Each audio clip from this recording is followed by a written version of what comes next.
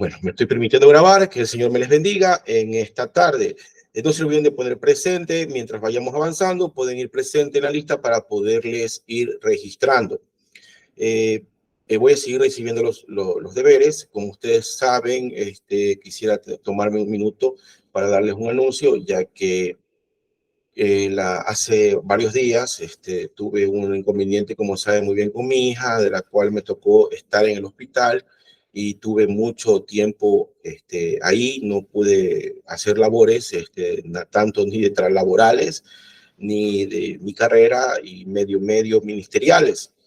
Entonces, estoy un poco atrasado, de las cuales, bueno, por no decir bastante atrasado, de las cuales le he pedido a mi amado pastor, a nuestro amado pastor Marvin, que me haga el favor de darme la mano en estas últimas clases que faltan para que él termine este seminario, ya que tengo que ponerme al día, ¿no? Y poder salir y ser responsable con mis obligaciones, porque eso es así, hay que ser responsable, mis amados hermanos, y tenemos que responder, ¿no?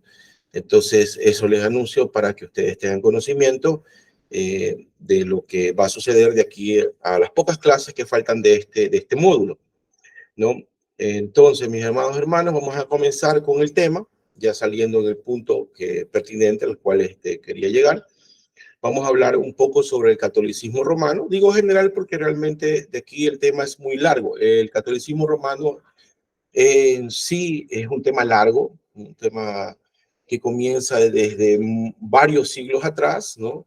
En la cual ha habido mucha controversia y hay muchas, como quien dice, muchos puntos que tocar en este tema, ¿no? Esperamos que pueda ser enriquecedor, ya que hay mucha historia dentro de la Iglesia Católica Romana, de la cual se tiene que tomar en cuenta para poder dilucir bien qué es lo que nosotros necesitamos saber del catolicismo. Nosotros, no sé la mayoría, pero yo también era católico, ¿no?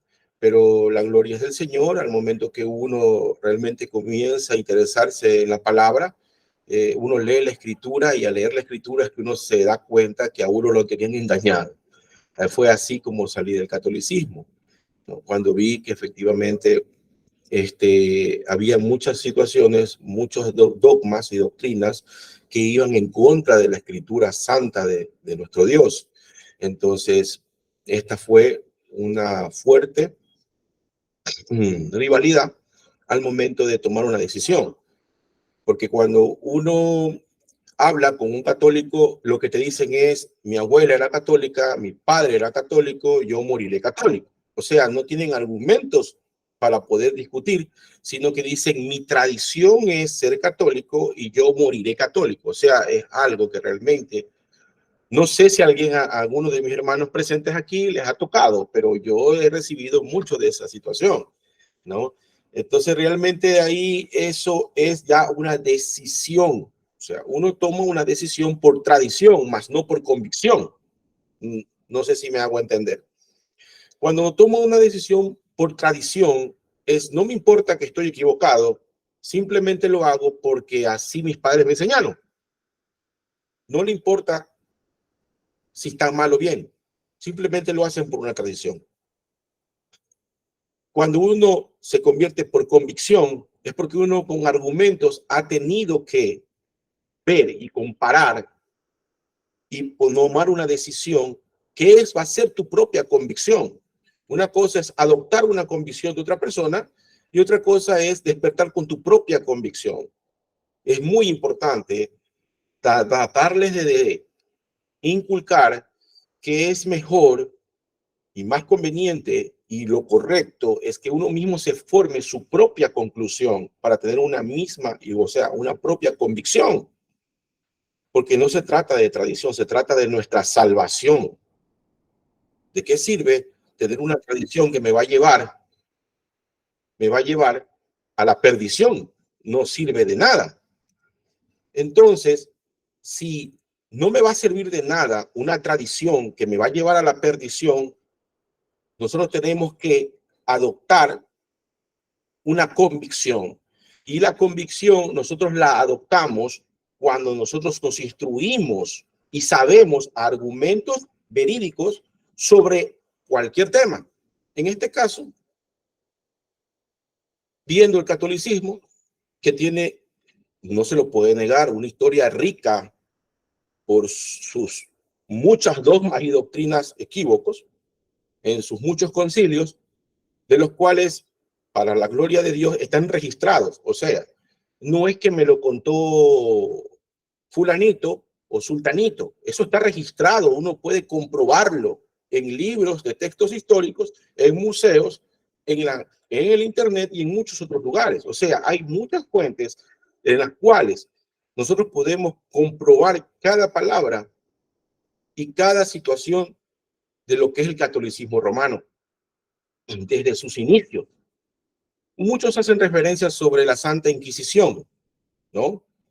Donde la mal llamada Santa Inquisición, ¿no? Donde se perseguía a los cristianos, los que no querían adoptar el catolicismo como única religión, donde muchos mártires murieron. Y estas situaciones no son muy bien aceptadas por el catolicismo. Inclusive hay católicos que no conocen esto. Ellos no creen que en una época el catolicismo mataba personas. No creen que el catolicismo en una época vendía las indulgencias. No creen que en una época pagaban, los católicos pagaban para sacar a sus familiares del purgatorio y llevarlos al cielo. Tampoco creen esas cosas. Piensan que son inventos nuestros. Pero cuando uno comienza a redactar con historia, fechas, y ellos comienzan a comprobar todo esto, salen de ese engaño. Y de ahí, nosotros tenemos varias y muchas doctrinas católicas que van en contra de la Escritura, que todas pueden ser comprobadas. Nosotros tenemos un concepto claro, no sé si a quién le puede sonar, ¿no? Se pone de título, como ustedes pueden ver, y en su frente un nombre escrito, un misterio, Babilonia la grande, la madre de las rameras y de las abominaciones de la tierra. Apocalipsis 17, del 4 al 5. Babilonia, entendemos confusión, ¿no es verdad? La grande, la madre de las rameras, entendemos que si hay una madre, eso quiere decir que hay hijas. Entonces hay muchas hijas en la faz de la tierra, que son todas las sectas, que tienen su origen babilónico mismo y que van a tener que dar cuentas al Señor al final. Para esto, nosotros tenemos confianza que el Señor Jesucristo, nuestro Señor, salva al pueblo, saca al pueblo y convence al pueblo. El Espíritu Santo de Dios, el cual el Señor permite que esté con nosotros en estos momentos, es el que convence de pecado, de juicio y de justicia.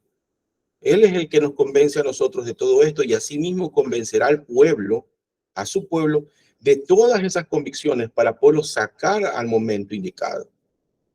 Nosotros no salvamos a nadie. Dios es el que salva. Nosotros podemos sembrar, podemos regar, pero solo el Espíritu Santo da crecimiento, dice la Escritura. Tenemos esto claro, ¿no? Está regado en muchos lados, ¿sí? La Iglesia Católica en todos lados está. Y si ustedes se ponen a ver donde en las capitales de los países, donde está el palacio gubernamental de cada país, por ahí cerquita no más que una catedral católica. ¿Por qué será?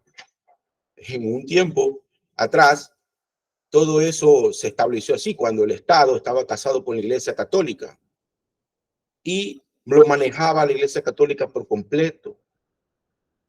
Ahora, aparentemente no es así, pero ahí vemos una gran influencia. O sea, no se puede negar la influencia que tiene la Iglesia Católica sobre el Estado de todo el mundo en diferentes países. Tenemos que ha habido un gran avance también de lo que es nuestro evangelio, ya que el evangelio de nuestro Señor Jesucristo no ha parado de impactar a la tierra. Hasta el día de hoy sigue impactando. Por eso es que nosotros ya no vemos tanta gente metida en el catolicismo. Hay muchas personas que se han salido del catolicismo y han venido al camino, como muchas personas también de sectas se han venido al camino.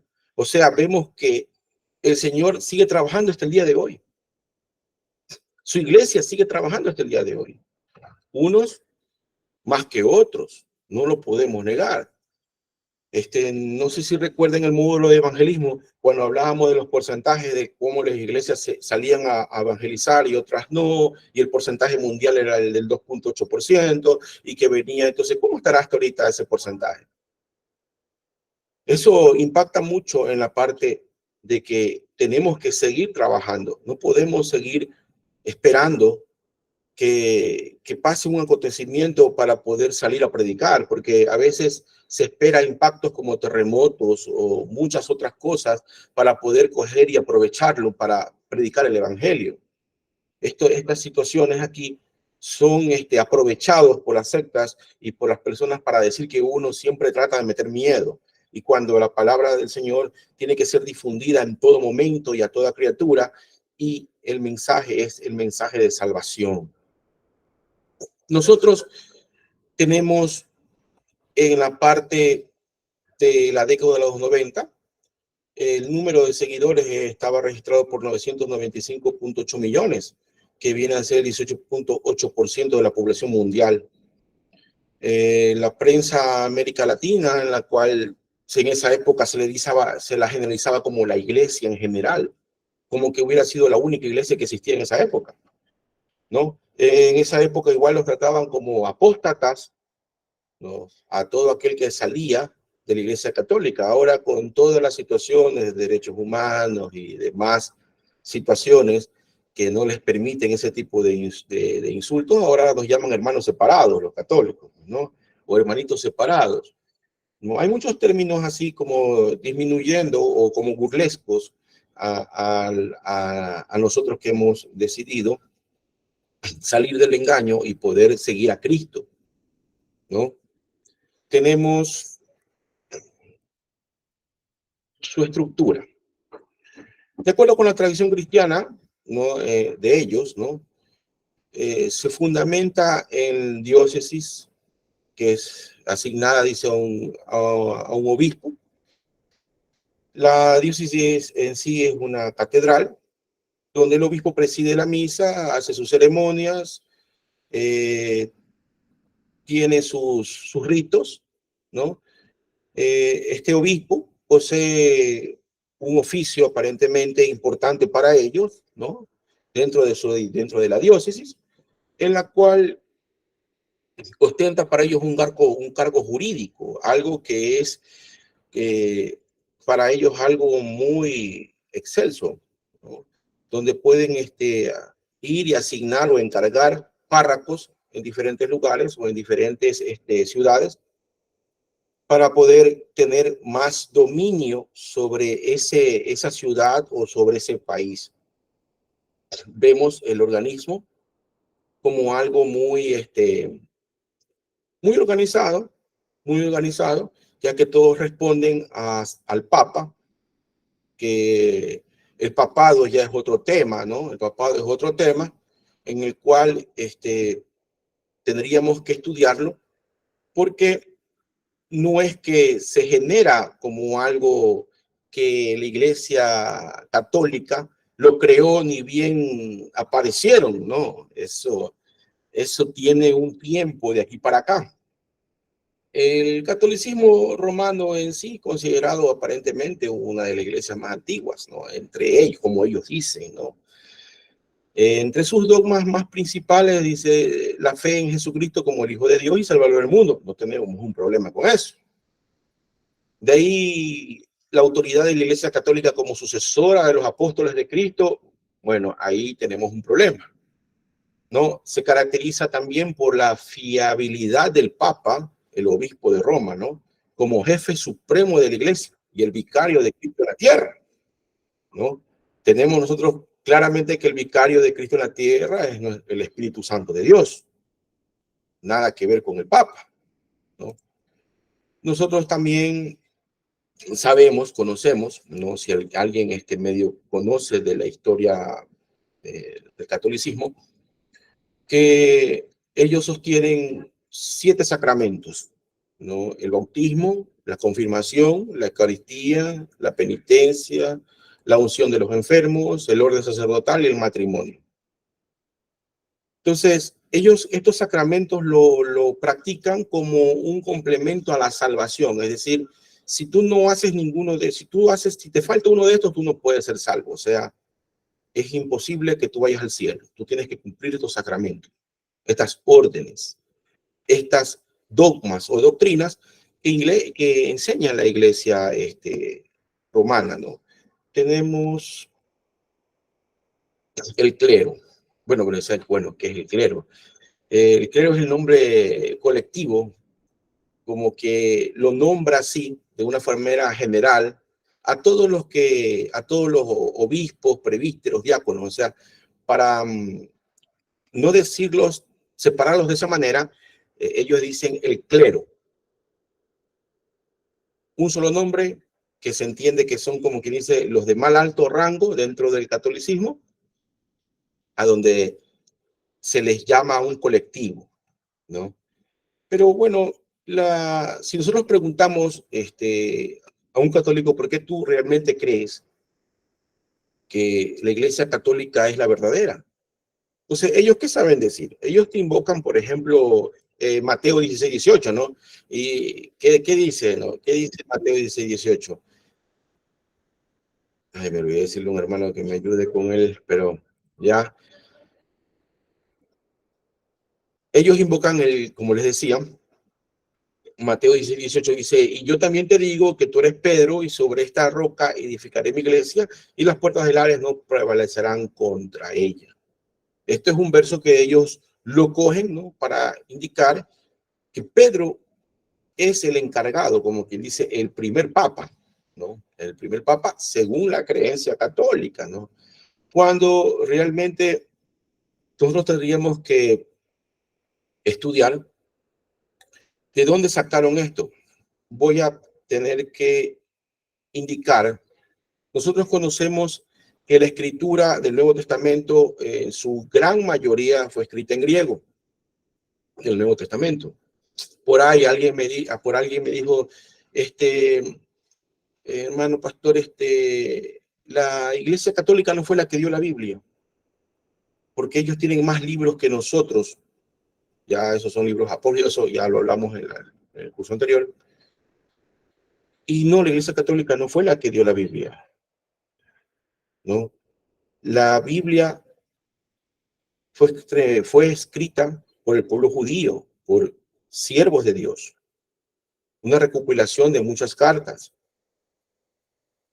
De ahí el Nuevo Testamento, que en su mayoría fue escrito en griego, fue traducido a latín y así de latín a muchos otros idiomas. Lamentablemente, del latín, que es la lengua que manejaba el Vaticano, ¿no? Salieron las traducciones, alemán, francés, español, y ha habido unas pequeñas fallas en traducción. Por eso siempre es mejor buscar el original en griego. No sé si han visto a siervos que cuando hacen algunos estudios de la Biblia, ellos nombran bastante el escrito en griego para traducir un verso.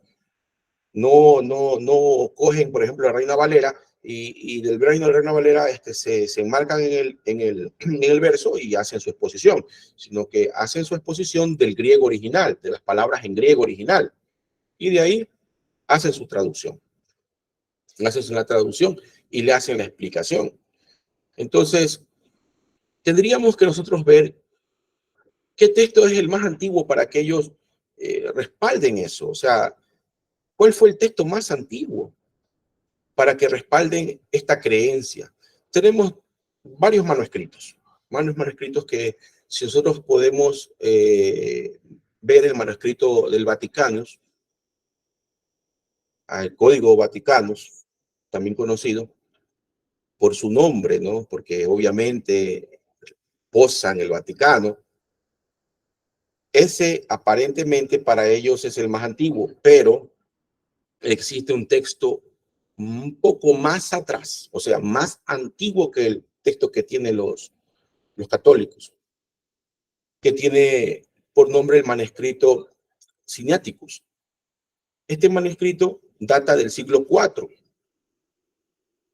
Entonces, aquí en este manuscrito del siglo IV, el Mateo 16:18, en la parte del griego donde dice, y yo también te digo que tú eres Pedro, y aquí viene la traducción, y sobre estas rocas edificaré mi iglesia, y las puertas del Hades no prevalecerán contra ella. ¿Notan la diferencia? O sea, en el manuscrito que es más anterior, habla de las rocas, o sea, del fundamento de los apóstoles, hablando de todos los apóstoles. Nunca se lo nombró a Pedro como el único, sino a todos los apóstoles que fueron en realidad los primeros cristianos, los seguidores de Jesucristo.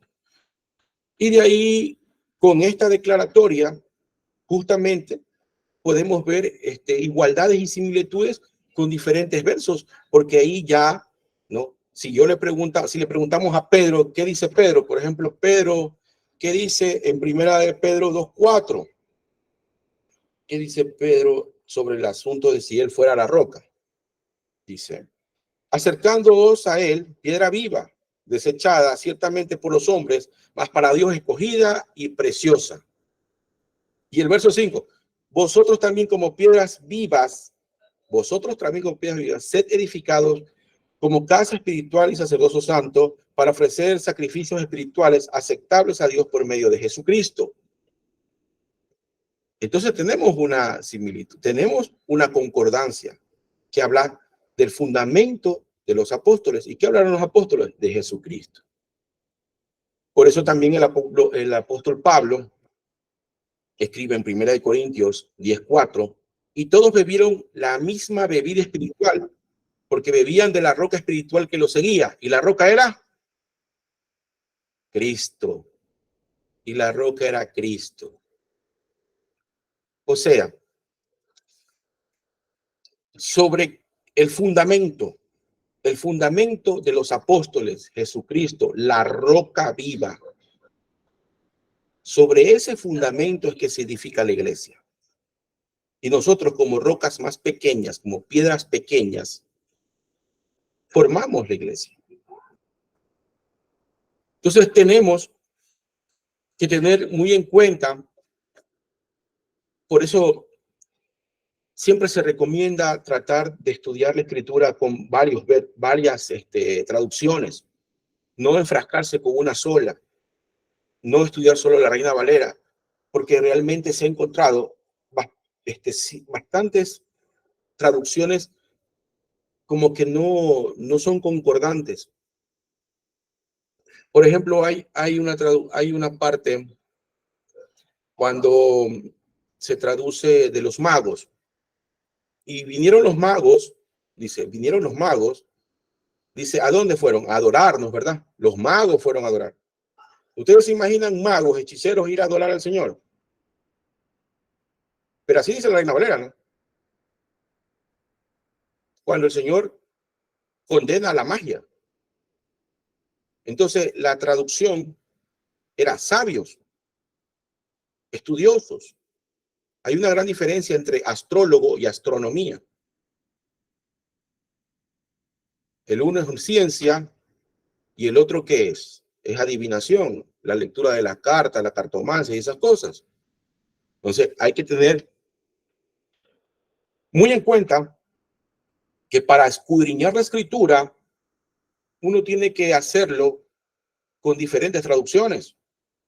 Y cualquier cosa que tú tengas duda, es preferible que escudriñes, que preguntes y busques. Ahorita con el internet, tú tienes abierto muchas cosas donde tú puedes consultar y verificar qué es lo que tú estás estudiando, qué es lo que tú estás viendo, qué es lo que tú estás predicando, para que cuando tú lo hagas de una manera correcta y no haya alguien que te diga alguna cosa. Nosotros entonces, al hablar de Jesucristo, la roca Cristo, ¿no? Sabiendo que este manuscrito, escrito más o menos por el siglo IV, ¿no? Donde se aprecia ahí la traducción sobre estas rocas, sobre estas piedras edificaré mi iglesia. Concuerda bastante con lo que Pedro mismo dice, Jesucristo es la roca, y Pablo también lo dice en Corintios, como le decía, Cristo es la roca. Cuando nosotros seguimos estudiando la historia de la Iglesia Católica, vemos varios escándalos, ¿no? Aparte de las doctrinas falsas, pues no, aparte de las doctrinas falsas, hay un registro de una falsificación inclusive, y unos documentos más o menos del siglo XII, 12, 13, más o menos por esos siglos, donde quisieron cambiar la fecha de unos papiros y poniéndolas como que fueran fechas del siglo II. Entonces, hacer el respectivo estudio sobre los manuscritos, se pudieron determinar que eran falsificaciones y tuvieron que sacarlo rápidamente de las bibliotecas, por como quien dice, descartando dichos papiros por ser falsos. O sea, se ha venido viendo la intención de modificar la escritura para, como quien dice, respaldar los dogmas católicos. ¿Ustedes se imaginan si realmente la Biblia fuera hecha por la Iglesia Católica? ¿Qué dijera la Biblia? ¿Ah? Nosotros, mi hermano Pedro, mi hermano Mario quiere hablar. ¿Quiere hablar mi hermano Mario? Miren, No, ellos hablan bastante sobre la parte que nosotros no queremos a María, que sí, y salen con su cuestión. A mí la mariología realmente me saca a mí es uno de las doctrinas de ellos, para mí una de las que más me llenan, por decir que Madre de Dios o Reina de los Cielos. O sea, es terrible esa situación. Es terrible. Y cuando salen con que uno no ama a María, cuando la misma sierva dijo, y me llamarán bienaventurada, nunca dijo me llamarán Madre de Dios. De aquí en adelante las generaciones me llamarán bienaventurada, dijo María. Está escrito. Entonces, cuando salen con este tipo de cosas, y uno dice, pero ¿dónde dice que es Madre de Dios? ¿O dónde dice que ella es inmaculada? ¿O dónde dice que ella es perfecta virgen? ¿O dónde dice que no hubo más hijos? María no tuvo. Todo lo contrario, afirma que después de haber Cristo haber nacido, José la conoció. No que recién la iba a conocer, hola María, yo soy José. No, pues no, estamos hablando de conocer el aspecto sexual. Entonces, esos dogmas contradicen la escritura. Y si la Biblia fuera católica, ¿ustedes no creen que hace rato hubieran metido esos dogmas en la misma Biblia? Hubieran metido versos bíblicos, sí, que el apóstol Juan dijo que María era la madre de Dios y comenzó. Pero como la Biblia no es católica, por eso que no dice eso. Por eso que no tienen cómo respaldarlo. No tienen cómo decirlo. Nosotros tenemos una lista que está, si ustedes la pueden ver, un documento, el que lo datan de más antiguo en lo que es el catolicismo, que se llama el catálogo liberiano. ¿Qué es este catálogo liberiano? El catálogo liberiano es una lista de 36 primeros papas aparentemente de la Iglesia Católica. 36 primeros papas. Y lo ponen primerito a San Pedro, le ponen al apóstol Pedro como primer papa. ¿Hasta dónde? Hasta Liberio, que era el papa número 36, ¿no? 36 primeros papas. Entonces, el papa Liberio, por ahí por el año 354 después de Cristo, se le ocurre hacer la lista. Se le ocurre a él hacer una lista, ¿no? Y se le ocurre la gran idea de poner a los primeros papas antes, o sea, a los papas antes de él. Y lo pone primerito a Pedro. Ese es el registro más antiguo, el único registro inclusive. Y nosotros sabemos que Pedro falleció más o menos por el año 64, por el 67 después de Cristo. No Pedro, Cefas, no, estaba hablando del apóstol, ¿no? Conocemos que el apóstol Pedro nace en Betsaida, ¿no? Pescador, seguidor de Jesucristo. Cuando Jesucristo es glorificado, Pedro va y predica, ¿no?, la palabra. Después él viene y fallece en el año 67 después de Cristo. 67 después de Cristo fallece Pedro. En el año 354 lo nombran Papa Pedro. O sea, recién se enteró Pedro ahí. O sea, Pedro nunca se enteró que lo nombraron Papa. Nunca se enteró Pedro. O sea, Pedro murió en el 67. Falleció, murió Pedro. Y en el 354 hace la lista este Papa y se le ocurre la gran idea, lo voy a poner a Pedro, y lo ponen a Pedro ahí. O sea, Pedro ni se enteró que lo nombraron Papa de la Iglesia Católica. Que si ustedes gustan, lo consultan. Ese se lo conoce como el catálogo liberiano, ¿no? De aquí nosotros conocemos la persecución del Imperio Romano, donde todavía en esa época se cogió y se persiguió, ¿no?, a todos los creyentes, a la iglesia primitiva. Nerón comenzó esta persecución, ¿no?, por ahí por el año 64. Y bajo el edicto de tolerancia, en el año más o menos 311, que luego fue completado en el edicto de Milán, con el emperador Constantino I y Licinio, que era coterráneo, se firma este acuerdo y se deja por terminado lo que es la persecución a los cristianos. Tenemos aquí, como hablábamos del Papa, ¿no? El Papa, para ellos, ¿no?, el que tiene mayor rango de autoridad en la Iglesia Católica, ¿no?, cuyas decisiones son ley, ¿no?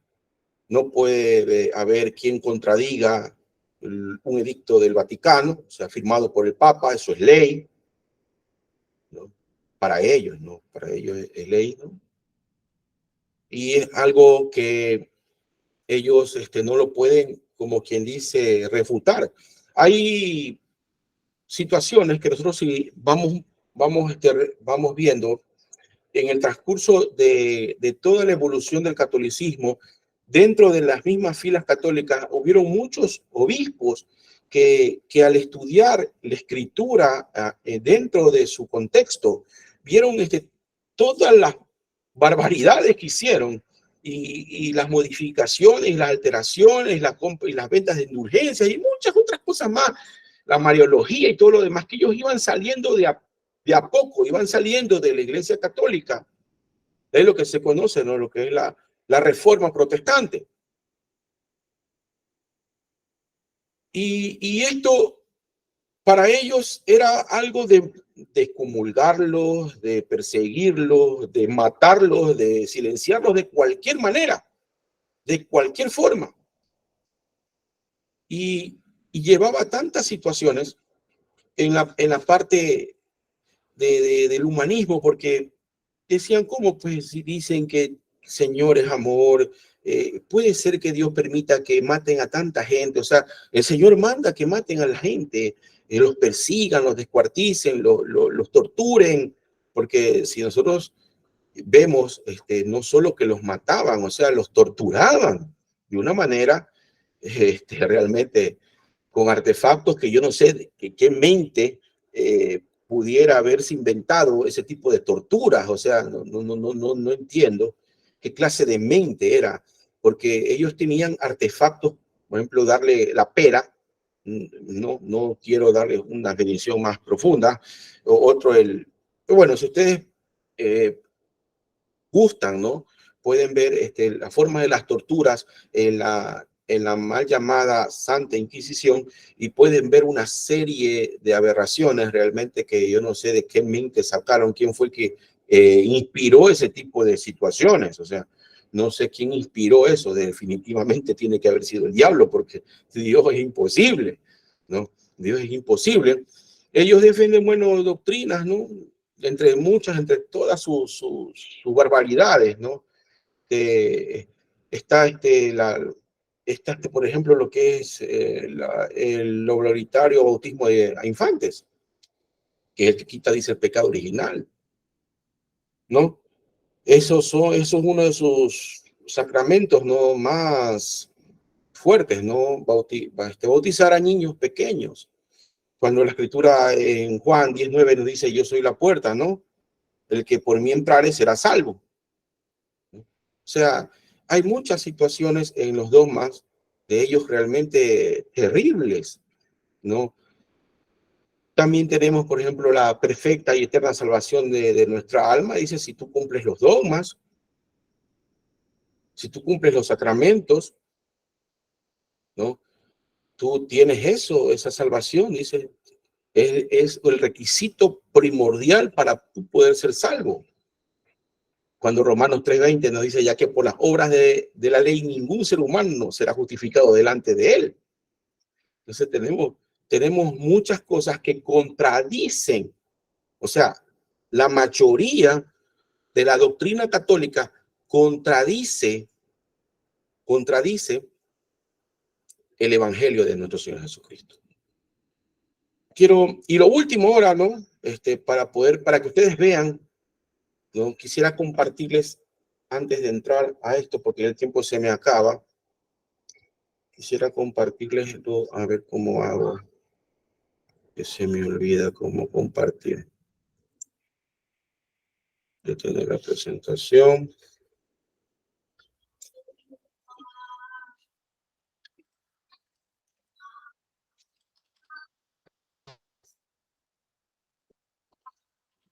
Antes de terminar,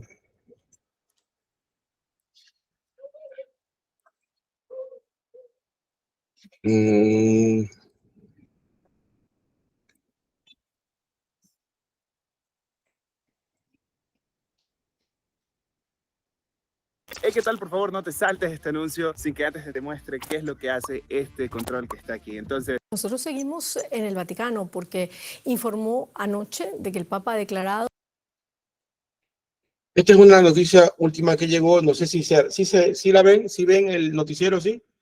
Sí, gloria a Dios, la voy a producir. Seguimos en el Vaticano porque informó anoche de que el Papa ha declarado que los transexuales adultos pueden ser bautizados, así como los niños nacidos de parejas homosexuales por medio de la gestación subrogada. Además, las personas homosexuales tienen la posibilidad de desempeñar el papel de padrinos en ceremonias de bautizo y bodas. Esta decisión refleja la firme intención de la Iglesia de acoger a todas las personas, como ha expresado el Papa Francisco. Es probable que esta medida genere controversia entre los sectores más conservadores de la Iglesia, que han mostrado su desacuerdo en el pasado. Y esta decisión de la Iglesia se dio a conocer luego del sínodo que durante todo octubre reunió a 364 miembros religiosos y laicos. Darío Menor Torres en Roma con toda la información. Darío, ¿cómo se ha logrado esta decisión tan controvertida en la Iglesia Católica y qué significa para el papado de Francisco? Saludos, Silvia. Supone de alguna manera hacer realidad este mensaje que Bergoglio ha ido repitiendo repetidas veces, esto de que la Iglesia está abierta para todos, todos, todos, como dijo en la Jornada Mundial de la Juventud el pasado mes de agosto en Lisboa. Y como bien dices, viene después de este mes de octubre en el que han estado reunidos aquí en Roma representantes de toda la Iglesia Católica de alguna manera para debatir sobre su futuro. Esta aclaración del Papa de que los transexuales pueden ser bautizados, que además también pueden bautizarse los niños nacidos de parejas que han nacido por gestación subrogada, de parejas homosexuales, y que también las personas gays y los transexuales pueden ejercer de padrinos en bautizos, siempre eso sí que lleven una vida conforme a la fe, llega por medio de una respuesta que ha dado la Congregación para la Doctrina de la Fe a un obispo brasileño que había mandado una serie de preguntas, 6 preguntas al Vaticano, intentando que le aclarasen cómo tenía que ser el acceso a los sacramentos para las personas homosexuales y transexuales. Bueno, Darío, si bien la participación de personas homosexuales no estaba vedada en las ceremonias, la Carta del Papa y la máxima autoridad doctrinaria de la Santa Sede despeja cualquier duda o rechazo que pueda haber de sectores conservadores. ¿Cómo han reaccionado? Así es, el Papa lo que dice por medio de esta carta firmada por él mismo y por el prefecto del Dicasterio para la Doctrina de la Fe es lo que pues aclara estas situaciones. Eso sí, siempre dice que hay que actuar de alguna manera tratando de evitar el escándalo, aunque señalando que la importancia de los sacramentos está por encima de cualquier otra consideración. Sí que ha habido ya una reacción por parte de los sectores más conservadores de la Iglesia, en particular del cardenal Gerhard Müller, que es uno de los anteriores prefectos del Dicasterio para la Doctrina de la Fe, que ha dicho que con estas medidas se puede crear confusión en los fieles. Recordemos que ya antes del sínodo hubo varios purpurados conservadores que escribieron al Papa advirtiéndole que de esta asamblea no podían salir ningún tipo de cambio que supusiera una alteración en la doctrina de la Iglesia Católica. Muchísimas gracias, Darío Menor Torres, desde Roma. Como pueden apreciar, mis amados hermanos, tenemos esto. Esto recién fue firmado en estos pocos días, donde el Vaticano está aprobando lo que es esta práctica. Cuando nosotros leemos en la Escritura, en 1 Corintios, capítulo 6, del 9 al 10, y no sabéis que los injustos no heredarán el reino de Dios, no erréis, ni los fornicarios, ni los idólatras, ni los adúlteros, ni los afeminados, ni los que se echan con varones, ni los ladrones, ni los hados, ni los borrachos, ni los malicientes, ni los estafadores heredarán el reino de Dios. Entonces, seguimos viendo cómo la Iglesia Católica sigue transgrediendo la Escritura sin ningún tipo de problema. Ellos no andan viendo este tipo de cosas. Ellos no andan viendo la Escritura. Ellos lo que andan viendo es tratar de captar la mayoría de la gente para poder tener al pueblo confundido y sometido. Es terrible que puedan ellos decir que pueden acoger a este tipo, a bautizar a un transexual, a un homosexual. Si bien es cierto, la iglesia abre la puerta a todos ellos que vengan, claro, pero para que se arrepientan, pues. No para que sigan en el pecado, pues. O si solamente, imagínense, vámonos a la Biblia, vámonos a Juan el Bautista. Solamente porque se acercaron los fariseos hipócritas a quererse bautizar, ¿qué les dijo? Raza de víboras, ¿quién os enseñó a escapar del fuego del infierno? Más bien, ¿qué cosa? Hagan frutos dignos de arrepentimiento. No cogió, vengan víboritas, vengan, los voy a bautizar. No, así no fue. ¿Por qué? Porque el bautismo de Juan era un bautismo de arrepentimiento. O sea, por eso es que nosotros tenemos la convicción de que las criaturas no se pueden bautizar, porque ellos no tienen convicción.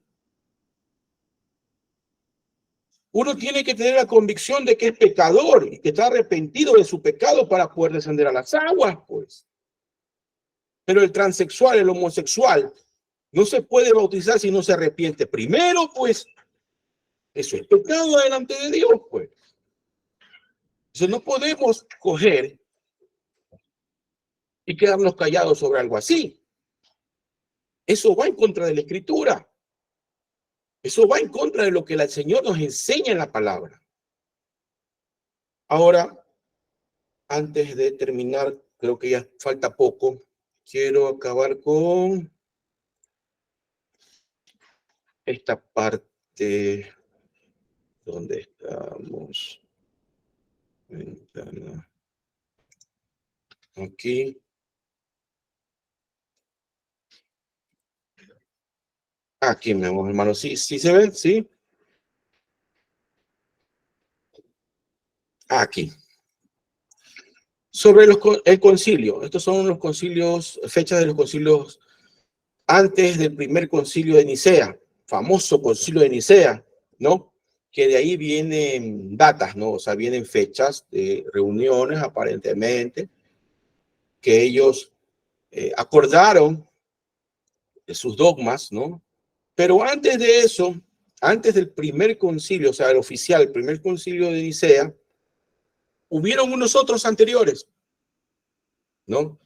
Y es es terrible, ¿no? O sea, al puro estilo católico en el tiempo de Constantino y toda esta gente, ellos se agarran y dicen y cogen el concilio que hubo, la reunión que hubo en el libro de los Hechos, capítulo 15, cuando ciertos hermanos que eran judíos, fariseos, que se habían convertido aparentemente al cristianismo, habían salido ¿a dónde? Dice que habían salido a predicar el evangelio aparentemente. Pero ¿qué estaban enseñando? Enseñaban que tenían que circuncidarse y ¿qué más? Y que tenían que hacer la ley de Moisés, tenían que cumplir la ley. Entonces Pablo, rapidito, no, si eso no tiene que ver. La salvación no es por obra, la salvación es por gracia y está mal. Entonces hubo una discusión que hizo qué cosa, que vayan y se presenten, ¿no? A los apóstoles, a los ancianos, ¿en dónde? En Jerusalén. Si leemos el libro de los Hechos, capítulo 15, vemos que hubo una reunión general. Los apóstoles, los ancianos, la iglesia, y inclusive ahí dice, y la secta de los fariseos. O sea, la secta estaba metida dentro de la iglesia, que querían judaizar al pueblo. Y entonces ellos cogen esta tabla y dicen, ese fue el primer concilio pre-niciano, o sea, antes del concilio de Nicea. Y está registrado en la Biblia. Miren que la Iglesia Católica tiene fundamento. No, eso es lo que dicen ellos, pues. Y lo ponen ahí, lo registran como algo católico.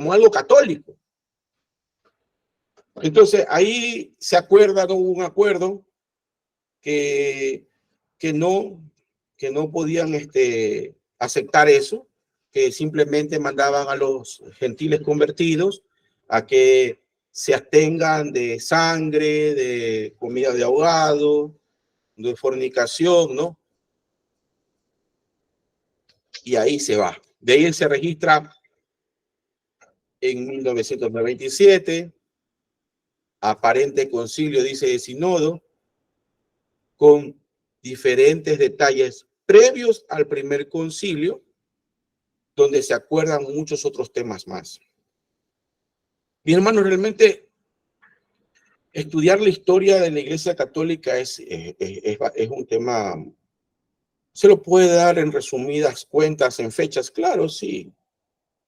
Sí, pero en cambio es mejor entenderlo el por qué. Porque ellos se agarran de la Biblia para de ahí sacar versos de contexto y hacerse sus dogmas, y hacerse sus doctrinas, y hacerse sus tradiciones, ¿no? Cuando el Señor mismo nos lo dijo en la palabra, o sea, vosotros por sus tradiciones invalidáis la ley, haciendo qué cosa de sus tradiciones, mandamiento de hombre, haciéndolo como que fuera ley de Dios, amando más vuestras tradiciones que la ley del Señor. Esto era nuestro Señor Jesucristo recriminándole a los fariseos porque ellos decían, y es Corbán, simplemente la declaratoria de Corbán, o sea, mis bienes para el templo, y no ayudaban a sus padres. Y le reclamaban al Señor, ¿por qué tus apóstoles no se lavan las manos antes de comer como los ancianos hacen? Y el Señor decía, ustedes, ¿por qué invalidan la ley de Dios en cambio? Diciendo, es Corbán, o sea, es algo consagrado al templo, mis bienes, y por eso yo no ayudo a mis padres. Cuando la ley dice, honra a tu padre y a tu madre, para que tus días se alarguen en la faz de la tierra. Entonces, y decía, ¿no? Bien decía el profeta que ustedes me adoran de labios para afuera, pero sus corazones están muy lejos de mí. ¿Por qué? Ponen sus tradiciones primero antes que la ley de Dios. Y así hacen cosas similares. La Escritura después indica. Y hasta el día de hoy pasa lo mismo. Siguen creándose tradiciones de hombres, siguen creándose leyes que van en contra de la Escritura, dogmas en contra de la Escritura para seguir promulgando sus mentiras. De aquí la tarea, mis hermanos, aprovechando estos 3 últimos minutos. Van a realizar la investigación de tan solo 2 dogmas de la Iglesia Católica que ustedes saben que está mal. O sea, cogen y van y dicen, voy a ver el dogma, por ejemplo, el dogma de la Santísima Virgen María, que ocupa el privilegiado lugar como cooperadora de la redención, porque ellos dicen que colaboró con la fe, su obediencia, reconcilió a los hombres, considerada en el catolicismo como abogada y auxiliadora. Eso es un dogma, una doctrina católica, ¿no? Entonces ustedes ponen el dogma, escriben el dogma y abajo me van a poner qué dice la Escritura. Por ejemplo, el que le estoy diciendo ahorita, ¿no? El que le digo yo de la Virgen María, ¿no? Que para ellos es abogada, auxiliadora, madre de Dios y toda la cosa. Cuando la palabra dice en Juan 14:6, ahí más abajo pone, ¿no? La Escritura dice tal versículo, como yo ahorita, por ejemplo, Juan 14:6. Y Jesús dijo, yo soy el camino, la verdad y la vida, nadie viene al Padre sino por mí. O sea, ¿qué abogado? Si es clarito, dice solo Jesús. Y también apoyan con otro verso. Con los versos que ustedes quieran apoyan o contradicen, como quien dice, ¿no? Contradicen el dogma. Con otro verso lo contradicen. O sea, ponen el dogma y con dos versos bíblicos contradicen el dogma, o con un solo verbo, un verso bíblico contradicen ese dogma o esa creencia. Como aquí estoy dando el ejemplo, Hechos capítulo 4, verso 12. Y en ningún otro hay salvación, porque no hay otro nombre bajo el cielo dado a los hombres en que podamos ser salvos, ¿no? Con esos 2 versos bíblicos yo he contradicho el dogma católico de creencia de que María es abogada y auxiliadora o corredentora, como dicen ellos. Así, facilito. Un dogma o creencia católica y ustedes abajo 2 versos, 3 versos, los que ustedes quieran, que contradiga esa enseñanza, que contradiga esa doctrina, que contradiga esa mentira. Facilito. Solo 2. ¿Alguna pregunta? ¿Está claro? Mis amados hermanos, ¿está claro? ¿Sí? ¿Está bien?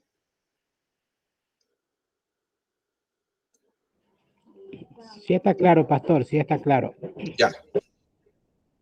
Listo, siervo. Entonces está claro, ¿no? Ustedes tienen para elegir. Si ustedes ponen dogmas católicos, les sale una lista, pero que tienen para taparse los ojos y ir así nomás y elegir este. Luego lo leen y ustedes contestan. Los versos que ustedes quieran, 2, 3, 4, lo que el Señor ponga en su corazón. Así, ¿no? Entonces, mis amados hermanos, eso ha sido todo. Me he entregado el deber y creo que ha sido claro. Me voy a pedirles que por favor pongan la asistencia antes de yo cerrar la comunicación, y me permito en este momento dejar de grabar para terminar. No antes, voy a solicitar a mi amado pastor Mario que por favor termine y despida en oración. Amén, amén, mi amado pastor. Padre, en el nombre de Jesús te damos gracias por este inmenso privilegio que usted nos da, Señor, de estudiar su palabra, de aprender más de ti, de adquirir conocimiento para la honra y la gloria de tu nombre. Ayúdanos, Señor, a aplicar en la vida diaria y en nuestras congregaciones. Te pedimos en el nombre de Jesús que bendigas en gran manera la vida de nuestro pastor Alex Goye, su familia, Padre eterno de la gloria. Llamado Padre, la enfermedad de su niña, Padre, estoy seguro que tú terminarás la obra en ella y te glorificarás en gran manera y será de testimonio a las naciones, Señor. Guarda su vida espiritual, su vida secular, Padre eterno de la gloria, su matrimonio, su esposa, sus hijos, sus estudios, ayúdalo, su trabajo y la congregación. Señor, bendícenos también a todos nosotros y danos fuerza cada día para venir con entusiasmo cada vez que nos toquen estas hermosas clases para la honra y la gloria de tu nombre. En el nombre poderoso de Jesús, te damos gracias, Padre, Hijo y Espíritu Santo, un solo Dios. Amén y amén. Amén. Amén, bendiciones, pastor, Dios le bendiga. Goodbye. Hermanos. Dios me les bendiga. Si Amén. pusieron presente, no se van a olvidar que ya en este momento les grabo presente. Ahora somos internacionales, pastor, hasta Canadá y estamos. Gloria a Dios. Hasta inglés hablamos ahora para que tú lo sepas. Gloria a Dios por eso.